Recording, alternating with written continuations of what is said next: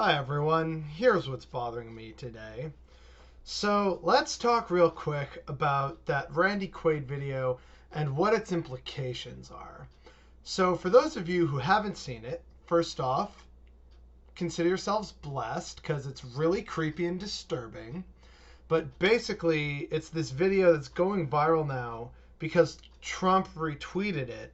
And it's Randy Quaid just very creepily repeating verbatim a Trump tweet about, Fox News and the collapsing viewership. They forgot the golden goose, which was Trump's base. And so this is what I want to talk about. Because everyone's talking about, oh, Randy Quaid, and oh, isn't this so pathetic that Trump is sharing a Randy Quaid video? Randy Quaid is delusional, deranged, insane, etc. I don't care about that. I care about the actually weirdly valid point he hits on. Randy Quaid is absolutely correct when he says that Fox News forgot the golden goose.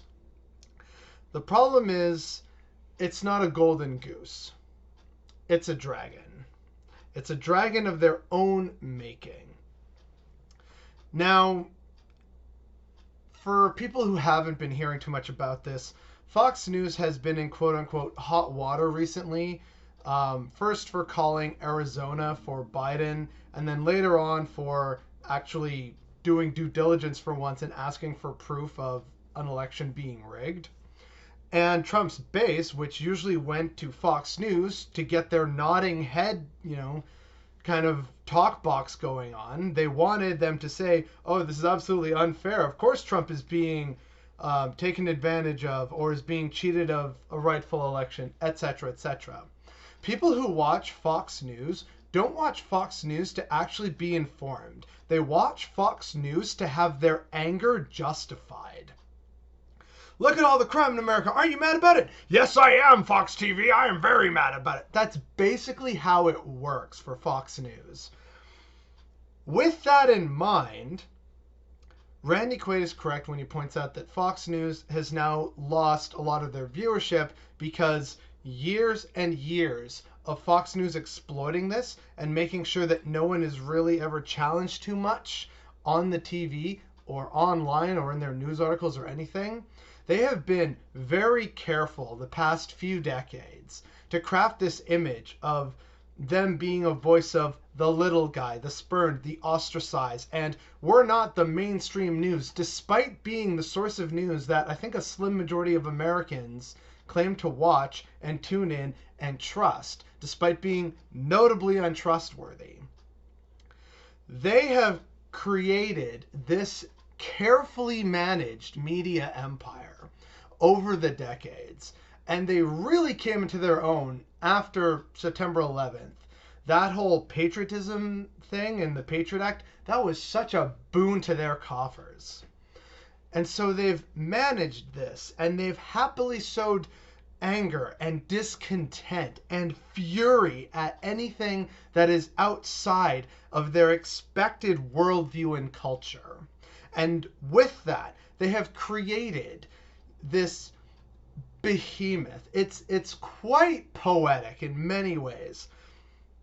I've seen people make analogies towards Frankensteins Monster, that Fox News has created this Frankensteins monster out of their viewership, and now it comes for them, their creator. Another popular one that I've heard of is from, I think, an old Greek tale or saying, which is, you sowed dragon's teeth. What did you expect would grow? And so I'm sitting here realizing that, on the one hand, if Fox News just tanks and loses a bunch of money and has to fire people like Tucker Carlson, I'm not going to shed a single goddamn tear for them. I'm really not. But what's disappearing beneath this story, while everyone just ogles at how bizarre Randy Quaid is and how pathetic Trump is, what's disappearing under the radar is the very concerning fact that because of this, people are abandoning Fox News. Where are they going to go? They're going to go further right. They're going to go to dangerous people on the internet. They're going to go to the absolutely ludicrous OAN. This is not a good thing, and it shows that millions of Americans are in a cult mindset, and Trump is their cult leader. And so if they're going to abandon Fox News, that doesn't mean they're abandoning media or Trump. And that is something we should keep in mind, especially in the days and months ahead. Because, yes, Fox News may have forgotten about the golden goose and who butters their bread at the end of the day. But there are plenty of other bakers out there who will be more than happy to sell bad, stale, tainted bread for those eager enough to eat it so long as it comes certified Trump fresh. That's basically how this is going to pan out. And that is dangerous because the people further to the right of Fox News, we know who they are. We've seen how they talk about a variety of people, including so-called traitor Republicans. This is not a good development. This just reinforces what I've been saying for a while, which is that no matter who wins in November, the situation gets worse.